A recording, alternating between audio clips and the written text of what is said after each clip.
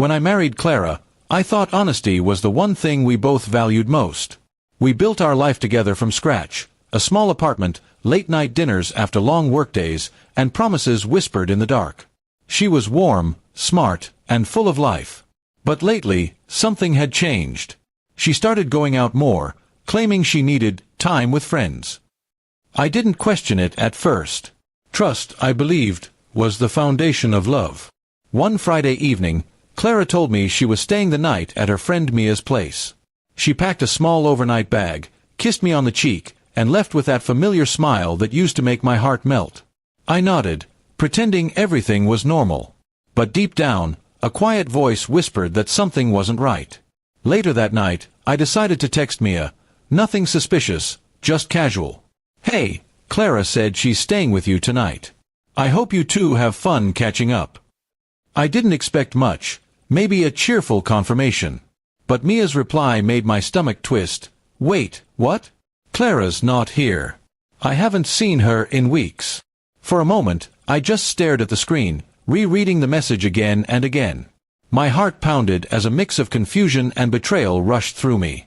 I wanted to believe there was some kind of misunderstanding. Maybe she made a last-minute change.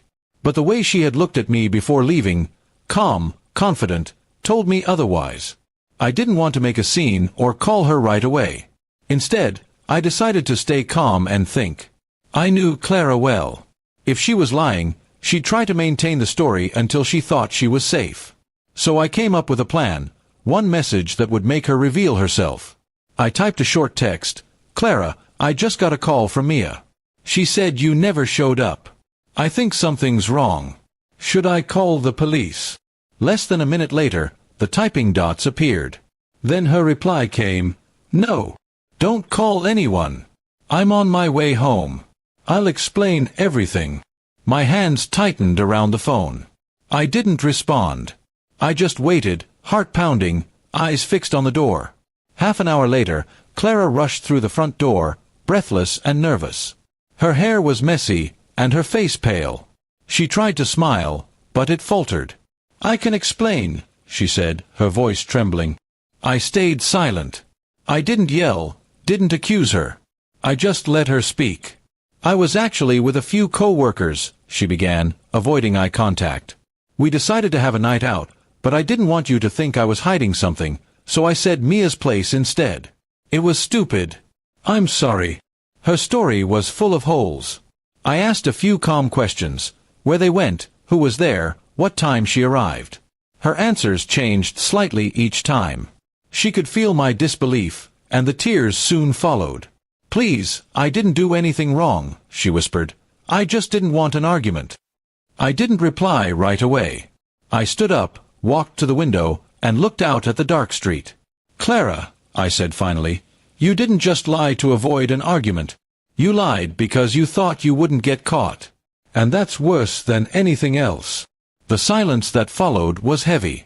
She wiped her eyes and tried to reach for my hand, but I stepped back.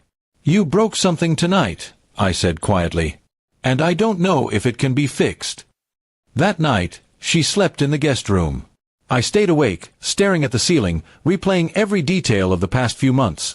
The late-night texts, the new perfume, the mysterious smiles. Whether she had cheated or not didn't even matter anymore. What mattered was that she had looked me in the eye and lied. The next morning, she left early for work, leaving a note on the counter. "I'll do anything to earn your trust back." I folded it carefully and put it away. Maybe she meant it. Maybe she didn't. But one thing was clear. The person I had loved so deeply had become a stranger, and trust, once broken, would never be the same again. And all it took was one text, one simple truth, to make her rush home and face what she'd tried so hard to hide.